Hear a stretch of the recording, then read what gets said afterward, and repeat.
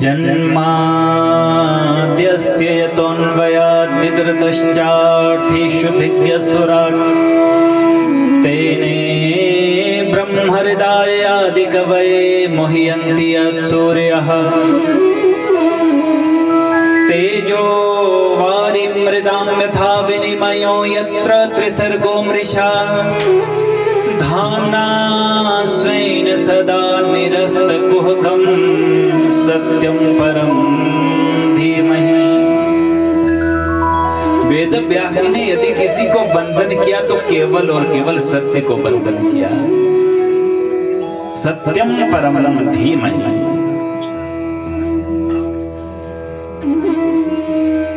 जन्माद्यस्य यतो वा इमानि भूतानि जायन्ते येन जातानि जीवन्ति यत् पर्यन्त अभिसन्विशन्ति तत् जिज्ञासस्व तत् ब्रह्म। जिस परमात्मा से यह समस्त जगत उत्पन्न होता है और उत्पन्न जगत जिसकी कृपा को प्राप्त करके जीवित रहता है और अंत में जिसमें सब कुछ समाहित हो जाता है उसे कहते हैं परम ब्रह्म। और विशेष रूप से उस ब्रह्म को ही जानने का प्रयास करना चाहिए, ऐसा ये श्लोक कह रहा है। ये जितनी भी वस्तु पदार्थ है इस सभी से भगवान का संबंध है। इस संसार में कोई भी ऐसी वस्तु नहीं है जिसमें परमात्मा की अंतर्यामी रूप से व्याप्ति ना हो। यदि साधारण शब्दों में आप समझे तो जिस ब्रह्म के द्वारा इस सृष्टि का निर्माण होता है, पालन होता है और संहार होता है, और जिसने सबसे पहले वेदार्थ ज्ञान का प्रतिपादन करके ब्रह्मा को बताया कि वो है कैसा परम ब्रह्म, बोले स्वराट। स्वेनैव राजते स्वराट, अपने स्वरूप में जो प्रतिष्ठित है। जिस ब्रह्म ज्ञान को जानने में बड़े बड़े शूर लोग, बड़े बड़े विद्वान लोग भी मोह को प्राप्त हो जाते हैं, उसी वेदार्थ ज्ञान का प्रतिपादन जिन्होंने सबसे पहले ब्रह्मा जी को करवाया। बड़ा विचित्र ये ब्रह्म ज्ञान है, वेदांत ज्ञान है। जैसे कभी कभी सूर्य रश्मियों में जल का भ्रम हो जाता है, जल में स्थल का, स्थल में जल का, उसी प्रकार से जागृत स्वप्न सुषुप्ता रूपा जो ये सृष्टि है उस परमात्मा की अधिष्ठा सत्ता होने की वजह से सत्यवत प्रतीत होती है, लेकिन सत्य नहीं है। वो तो माया और माया के कार्यों से सर्वदा अलग है, सर्वथा विलग है। ऐसा जो वो परम ब्रह्म है, ऐसा जो वो परम सत्य है, उस परम सत्य को हम सब वंदन करते हैं, प्रणाम करते हैं कि सत्यम परम धीमहि। किसी ने पूछ लिया महाराज जी ये सत्य तो सत्य था, लेकिन आपने कहा कि परम सत्य है। अब सत्य में और परम सत्य में क्या अंतर है? अब सत्य तो सत्य है, आप कह कर ये परम सत्य है क्या, वो बताओ।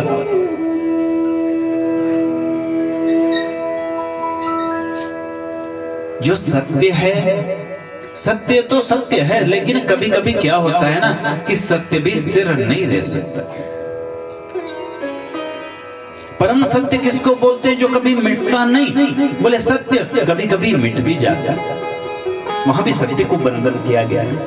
और भागवत के अंतिम अध्याय में भी सत्य को ही बंधन किया गया है। जो आदि मध्यांत सत्य है वही तो परम ब्रह्म है।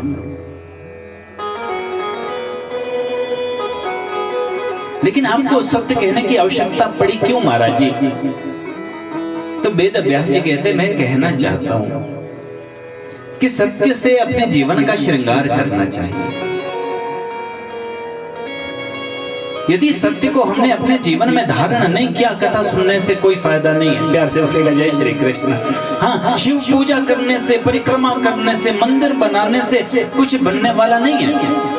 लेकिन हाँ, यदि सत्य को हमने धारण कर लिया तो माला जपना भी हमारा सार्थक है, मंदिर जाना भी सार्थक है, कथा सुनना भी सार्थक है।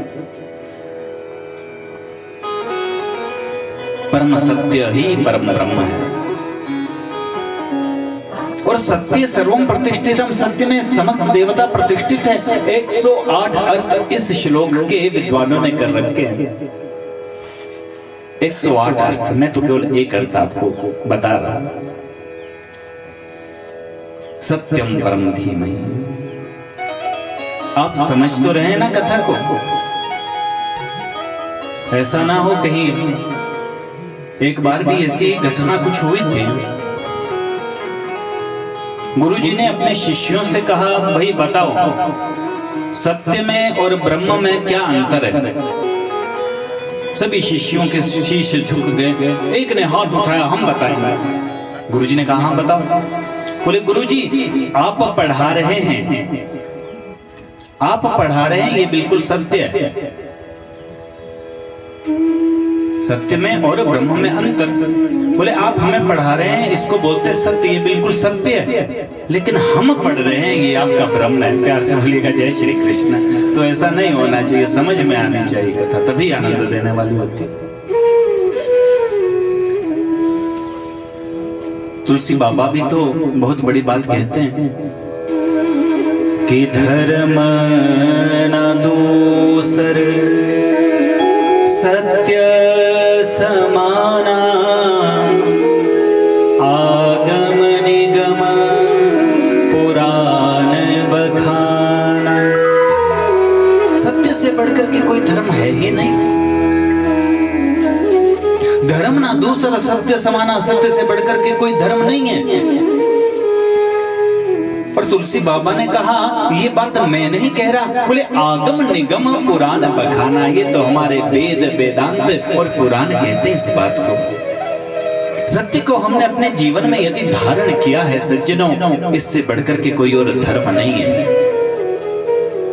वहीं हमारे शास्त्रों में महर्षि वेदव्यास जी ने भी लिखा है कि असत्यात् परा धर्मो, अर्थात नहीं असत्य सब पातक पूंजा। असत्य से बढ़कर के कोई अधर्म नहीं है और सत्य से बढ़कर के कोई धर्म नहीं। आज हम कलवा बांध करके, मौली बांध करके कथा में बैठे हैं, अपने आप को यजमान इस यज्ञ के हम मानते हैं अपने आप को, लेकिन कथा सुनने का फल मिलेगा कब? जब हम अपने जीवन में सत्य को धारण करेंगे, सत्य से अपने जीवन का श्रृंगार करेंगे। तो सत्यम परम धीमहि, इस सत्य को ही बंधन किया गया है। और दूसरे श्लोक में बड़ी सुंदर बात कही गई है। ये जो परम सत्य, यहाँ पर कृष्ण पर का ग्रंथ है, इसलिए कहा कि जो परम संत परम ब्रह्म है वही तो कृष्ण है। और दूसरे श्लोक में बड़ी सुंदर बात, धर्मः प्रोचित केतवोत्र परमो निर्मत्सराणां सतां, वेद्यं वास्तवमत्र वस्तु शिवदं तापत्रयोन्मूलनम्। श्रीमद्भागवते महामुनिकृते किं वा परेरीश्वरः, सद्यो ऋद्यवरुध्यतेऽत्र कृतिभिः शुश्रूषुभिः तत्क्षणा। बहुत सुंदर कहा, धर्मो प्रोचित केतवोत्र परमो। ये जो श्रीमद् भागवत है, इसमें परम धर्म का निरूपण किया गया है।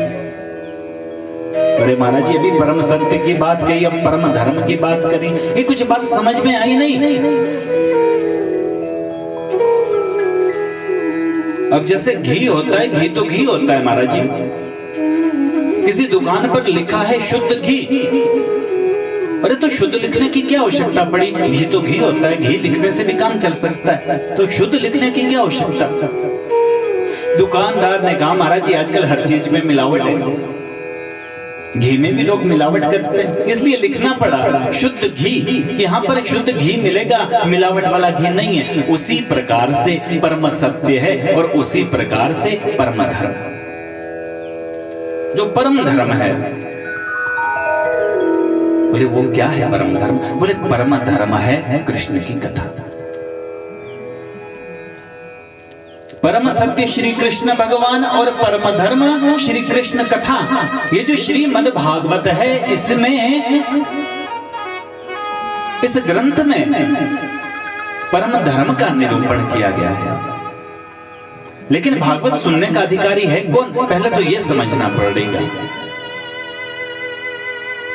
बोले निर्मत्सराणाम सताम, जिसमें निर्मत्सरता है।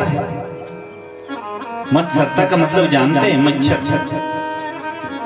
एक मच्छर होता है ना जो हमें काटता है, उससे बचने के लिए हम क्या करते हैं, वो ऑल आउट बोलते उसको, वो लगाते हैं, नहीं तो जो मच्छरदानी है उसमें चले जाते हैं, फिर तो हम मच्छर से बच सकते हैं। लेकिन एक मच्छर हमारे अंदर बैठा है सज्जनों, बड़ा खतरनाक मच्छर है, उसी का नाम तो है मत्सर। अरे कल तक हमारे साथ बैठा, हमारे साथ रहा, आज कितना ऊंचा पहुंच गया, कितना बड़ा हो गया। कोई बात नहीं, इसको ऐसा सबक सिखाएंगे, जब मौका मिलेगा सीखेगा। इसी का नाम है मत्सर। प्यार से बोलेगा जय श्री कृष्ण। ये बड़ा खतरनाक है। और कथा सुनने का अधिकारी कौन? जो निर्मत्सर, किसी के प्रति भी जिसके मन में कोई राग नहीं है, कोई द्वेष नहीं है, ऐसा जिसका जीवन है, जिसे कोई इच्छा नहीं है, जिसको ना घर चाहिए, ना फ्लैट चाहिए, ना बंगला चाहिए, ना गाड़ी चाहिए, ना स्वर्ग चाहिए, और ना ही जिसे मुक्ति चाहिए, ऐसा निष्कामी जिस संत का, जिस व्यक्ति का जीवन है, उन महापुरुषों के जानने योग्य जो परम धर्म है, कृष्ण कथा है, वही तो अधिकारी है। और उसी कथा का निरूपण किया गया है श्रीमद् भागवत में। सभी को फायदा नहीं मिल सकता सज्जनों कथा सुनने का। क्यों? जब तक हृदय में राग द्वेष है, ये मच्छर है ना, जब तक इस हृदय में, तब तक ये फर्क पड़ने नहीं देता। और कथा सुनने के लिए कुछ चीजों को होना अनिवार्य है, जिसमें से पहली चीज है श्रद्धा। एकाग्र होकर के, तन्मय होकर के श्रद्धा का होना अनिवार्य है। फिर दूसरी चीज है जिज्ञासा। जिज्ञासा रहेगी सुनने की, जानने की। और जिसकी तो जिज्ञासा समाप्त हो गई, चलो हम 10 माले कृष्ण नाम की करते हैं, बस यही बहुत है, और क्या जानना, क्या समझना, जो ऐसा भाव रखता है हृदय में, उस पर कथा का कोई प्रभाव पड़ने वाला नहीं। ऐसा संत महापुरुष कहते हैं। अच्छा लगेगा कथा से हमने क्या श्रवण किया, अरे भगवान को ऐसी भक्ति, ऐसा भाव अच्छा लगता है, वो भाव हम भी अपने जीवन में धारण करें। ऐसी जिज्ञासा जब रहेगी तभी तो कथा प्रभावशाली होगी। और एक चीज है संबंध। संबंध किसको बोलते हैं? कथा का श्रवण करके जैसा स्वरूप भगवान को अच्छा लगता है, सुन करके हमने अपना जीवन भी उसी प्रकार से बना लिया। कथा को सुन करके, कथा को आत्मसात कर लिया, तो समझो संबंध जुड़ गया। प्यार से बोलेगा जय श्री कृष्ण। उन समस्त जीवों के सुनने योग्य जो कृष्ण कथा है, उस कृष्ण कथा का ही तो निरूपण है भागवत जी में। किसी ने पूछा कैसी है वो कृष्ण कथा? कैसी है कृष्ण कथा? बोले शिवदम, शिवम कल्याणम ददाति इति शिवदम। बोले कल्याण करने वाली। अरे जिसने धुंधुकारी जैसे प्रेत का कल्याण कर दिया, महाराज जी हमारा आपका कल्याण होना कोई बड़ी बात थोड़ी ना है। शिवदम कल्याण करने वाली है। और कैसी? तापत्रयोन्मूलनम, तीनों प्रकार के तापों को विनष्ट करने वाली है। कल आपने सुना था ना 3 तापों के बारे में। इन तीनों तापों को विनष्ट करने का सामर्थ्य रखती है कृष्ण कथा। और आगे तो बड़ी गजब की बात कही कि सत्यो हृदय वरुद्ध तित्रकृति भी शुश्रूषुभि तत्क्षण। जिस किसी ने भी कान में सुना कि भागवत की कथा हो रही है, अब जो तो यहाँ पर 7 दिन नियम से सुनेंगे वो तो बड़ा भागी है, कोई 7 दिन ना सुन पाए। अपने घर में बैठा है, उसे पता लगा अरे चैंथों में कथा चल रही है, भागवत जी की कथा चल रही है, कृष्ण कथा चल रही है। घर में बैठा है, मन में विचार किया मैं भी सुन करके आऊं कृष्ण की लीलाओं को, कृष्ण कथा को, भागवत की कथा को मैं भी सुनूं। ऐसा व्यक्ति अभी घर से वो चला नहीं, केवल मन में विचार किया, ना घर से चला, ना कथा मंडप में बैठा, ना कथा, जीव के हृदय में अवरुद्ध होना विलग चीज है, प्रकट होना अलग चीज है। जो चीजें प्रकट हुई वो अंतर्धान भी हो सकती है, लेकिन अवरुद्ध का अर्थ होता है अड़ जाना। जब हृदय में परमात्मा अड़ जाते हैं, हम बार बार प्रयास करें उन्हें निकालने का, फिर वो निकलते नहीं। ऐसा अद्भुत शाश्वत चिन्मय स्वरूप है श्रीमद् भागवत जी का। किसी ने पूछा, महाराज जी इस कथा का प्राकट्य हुआ कैसे? बोले, निगम कल्पतरोर गलितम फलम शुक मुखादमृत द्रव संयुतम पिबद भागवतम रसमालयम मुहुरहु रसिका भूय भावुका। निगम कल्पतरो, निगम कहते हैं वेद को। वेद रूपी कल्प वृक्ष है और उस कल्प वृक्ष का परिपक्व पका हुआ जो फल है वो फल है भागवत। अच्छा महाराज जी, आपने वेद को वृक्ष बता दिया और महाराज जी इसका पका हुआ जो फल है वो भागवत बता दिया, और वो भी बिल्कुल पका हुआ। तो वो तो बहुत ऊंचा लगा था महाराज, ऊपर से जब वो नीचे टपका होगा तो बिल्कुल पिचक गया होगा। बोले नहीं नहीं नहीं, ये सीधा वृक्ष से नीचे नहीं टपका, पत्ते से पत्ते, डाली से डाली, पत्ते से पत्ते, इस प्रकार से नीचे पहुंचा। सबसे पहले ये नारायण रूपी शाखा से टपका है और ब्रह्मा रूपी शाखा में अटका, फिर ब्रह्मा जी से टपका, नारद की शाखा में अटका, फिर नारद रूपी शाखा से टपका और वेद व्यास जी की शाखा में अटका, और वेद व्यास जी की शाखा से टपका तो शुक शाखा में अटका, और शुक के द्वारा परीक्षित सहित सूत आदि ऋषियों को ये फल प्राप्त हो गया। ये बिल्कुल पिचका हुआ नहीं है, बड़ा अच्छा फल है। अच्छा महाराज, चलो ये फल तो पहुंच गया हमारे तक, पिचका नहीं है, लेकिन अब ये बताओ इसमें कहां गुठली है कहां छिलका है? बुद्धिमान आदमी है वो गुठली छिलका खाएगा नहीं? अरे नहीं, इसमें ना गुठली है ना छिलका है। बोले अमृत द्रव संयुक्तम, इसमें तो अमृत ही अमृत भरा है। अच्छा, कैसा अमृत? बोले द्रवो मोक्ष रूपी अमृत है। बोले महाराज जी हम कैसे भरोसा कर दे आप पर? आप तो कह रहे हैं कि मीठा है मीठा है मीठा है, लेकिन हम कैसे मान ले? हो सकता है खट्टा भी हो सकता है। बोले शुक मुखाद, इस चीज की पूरी गारंटी है कि ये फल मीठा है। क्यों? बोले शुक मुखाद, क्योंकि इसमें शुक का मुख लगा है। शुक मानो तोता, तोता जिस फल में मुख लगा देता है ना वो फल तो मीठा ही होता है। सच्चे में फलों का पारखी माना जाता है तोते को।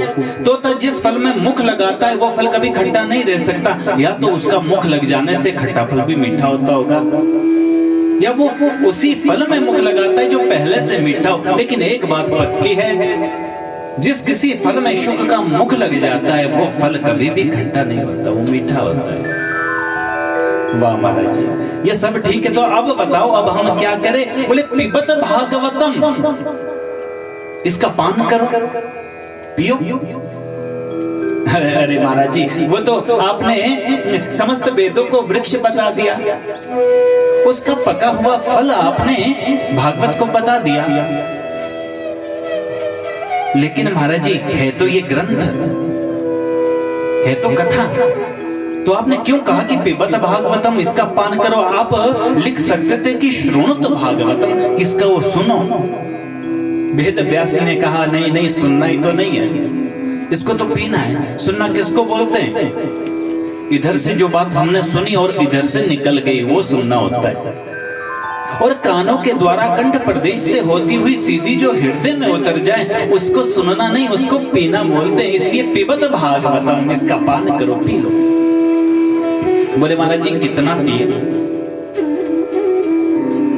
कुछ दिन पहले राजगढ़ में पी रहे थे, उसके बाद हम कालका आए, वहां पर पान हुआ, उसके बाद नाभों में आए, नाभों में पान किया, अब यहाँ पर फिर कितना पान करें इसका? बोले पिबत भागवतम रसमालयम मोक्ष पर्यंतम, जब तक मुक्ति नहीं हो जाती ना तब तक पीते रहो पीते रहो पीते रहो। और यहाँ पर बड़ी विशेष बात कही, कथा को सुनकर के जो ये बोलता है भाई बहुत सुन लिया, क्या सुनता, वही राम है, वही कृष्ण है, वही सुदामा, वही गोपियां, जो सुनकर के इस प्रकार की बात करता है तो समझ लेना उसने कुछ सुना ही नहीं। प्यार से बोलेगा जय श्री कृष्ण। रामचरित ते सुनत अघाही, रस विशेष जाना तिन नाही, जिन हरि कथा सुनी नहीं काना, श्रवण रंध्र अहि भवन समा। वो कथा तत्व को समझ ही नहीं पाया, जो कथा सुन करके कहता है बस महाराज जी बहुत हो गया, वो समझ ही नहीं पाया। और जिसने कभी भी भगवान की मंगलमयी कथा नहीं सुनी, वो कान नहीं, बोले चूहे के बिल के समान है। प्यार से बोलेगा जय श्री कृष्ण। क्योंकि कथा की तो ये महिमा है, जितनी बार आप कथा को सुनेंगे उतना आनंद देने वाली कथा होती है, जितनी बार भी सुनेंगे आनंद देने वाली होती है। इसलिए कहा कि इसको सुनते रहिए, जब तक गोविंद ना आ जाए तब तक सुनते रहिए। इस जन्म में नहीं आए, फिर से जन्म हो, फिर से कथा सुनो, फिर से सुनो, एक बार नहीं 1000 बार सुनो, जब तक गोविंद सामने ना आ जाए तब तक सुनते रहो। पिबत भागवतम रसमालयम। आइए उसी स्थान पर चलते हैं जहां पर सूत जी महाराज विराजमान है अपने दिव्य आसन पर। 88,000 संत बैठे हैं। उन्होंने महात्मा का जब श्रवण किया, सभी ऋषि गदगद हो गए, प्रसन्न हो गए, हाथ जोड़ करके कहने लगे महाराज जी, त्वया खलु पुराणानि सेतिहासानि चानघा, आख्यातान्यप्यधीतानि धर्मशास्त्राणि यान्युतः। हे महाराज जी,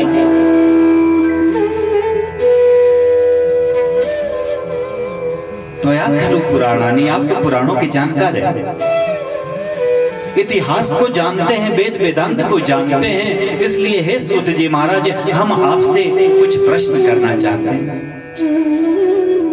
और उन प्रश्नों का उत्तर हम आपसे चाहते हैं। 1 नहीं, 2 नहीं, 3 नहीं, 6 प्रश्न हम आपसे पूछना चाहते हैं और इन 6 प्रश्नों का हमको उत्तर चाहिए। प्यार से बोलेगा जय श्री कृष्ण। सूत जी महाराज कहते हैं, शौनकादि ऋषियों, अपने गुरु से जो कुछ भी मुझे प्राप्त हुआ है उस ज्ञान के अनुसार आपके प्रश्नों के उत्तर देने का मैं प्रयास करूंगा। सच्चा संत तो वही होता है जो अपने को संत समझता ही नहीं।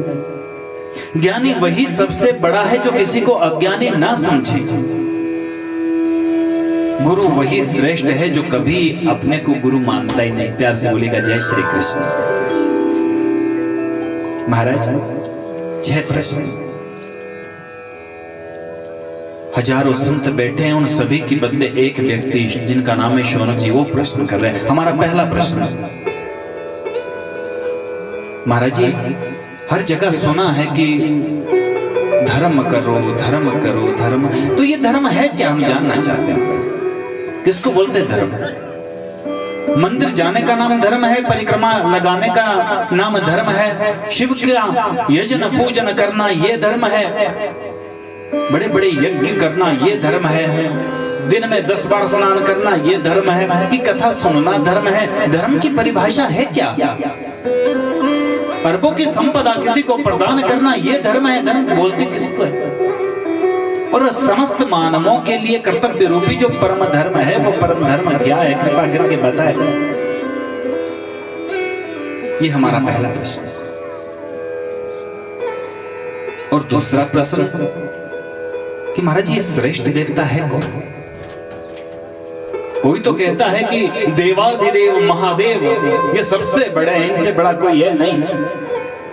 एक और कृष्ण भक्त कहते हैं कि कृष्णात् परम किमपि तत्त्वम् अहम् न जाने, कृष्ण से बड़ा भी कोई तत्व है हम नहीं जानते, कृष्ण सर्वोपरि है। तो कोई कहता है कि जगत जननी जगदम्बा, जो विश्व योनि है, समस्त जगत को जो उत्पन्न करने वाली है, उससे बड़ा कोई है ही नहीं। कोई कहता है सबसे बड़ा हनुमान है, कोई कहता है भैरव बाबा से ऊंचा कोई है ही नहीं। तो श्रेष्ठ देवता है कौन महाराज, हम समझ नहीं पाते।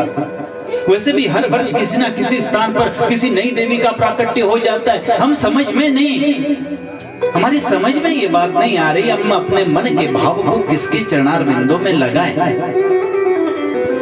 कई बार मन में ऐसी बातें आ जाती है ना।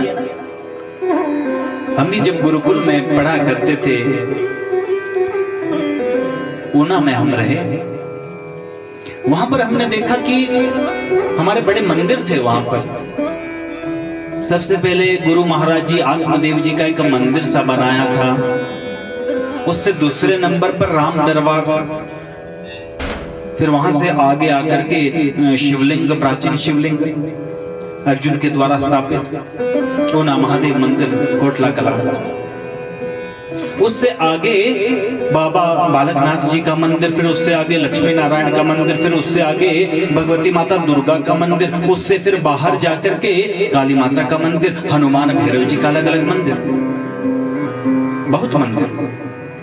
और हमारे सामने की बात एक माता आई, उसने थोड़ी शक्कर रखी है, थोड़ा गंगाजल लेकर के आई है, थोड़े फूल लेकर के आई है, एक एक मंदिर से पूजन कर रही है सभी ठाकुरों का। और जैसे ही आत्मदेव जी महाराज जी को वंदन किया, पूजन किया, राम दरबार की पूजा करी, शिव जी की पूजा करी, बाबा बालकनाथ जी की पूजा करी, और जैसे ही लक्ष्मी नारायण भगवान के मंदिर में आई, जितनी कुछ सामग्री थी वो वहीं पर चढ़ गई। प्यार से बोलेगा जय श्री कृष्ण। अब थाली खाली है। माता बड़ी खिन्न मन हो गई, नेत्र सजल हो गए मां के, क्योंकि माताओं का हृदय बड़ा कोमल होता है। हम तो वहीं सेवा में लगे थे। हमने पूछा क्या हुआ मां? बोले बेटा क्या बताऊं, अब जो कुछ सामग्री में लेकर के आई थी वो तो यहाँ लक्ष्मी नारायण तक ही पहुंची, अब देखो दुर्गा माता तो रह गई। और मुझे ऐसे देख रही है कि देखो सभी को सब कुछ दिया, मुझे तो जल तक नहीं चढ़ाया। तो कहने का भाव है जिनकी वेदों पर शास्त्रों पर पेठ नहीं है, उनके मन में ऐसे विचार तो आ जाते हैं कि श्रेष्ठ देवता है कौन, हम किसको पूजें। इसलिए सूत जी महाराज हमारा ये दूसरा प्रश्न है कि श्रेष्ठ देवता है कौन? कौन ऐसा देवता है जिसका यजन पूजन करने से समस्त देवताओं का यजन पूजन हो जाए? ये हमारा दूसरा प्रश्न है। और तीसरा प्रश्न, महाराज जी वेद में भगवान का नाम बताया है अजन्मा। वेद ईश्वर को कहता है कि वो अजन्मा है, अनामी है, ना उसका जन्म होता है ना उसका कोई नाम है।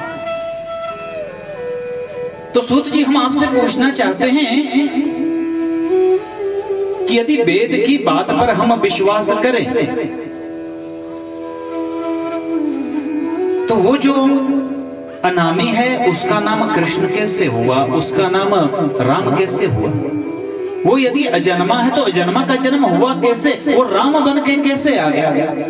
वो कृष्ण बनकर के कैसे आ गया?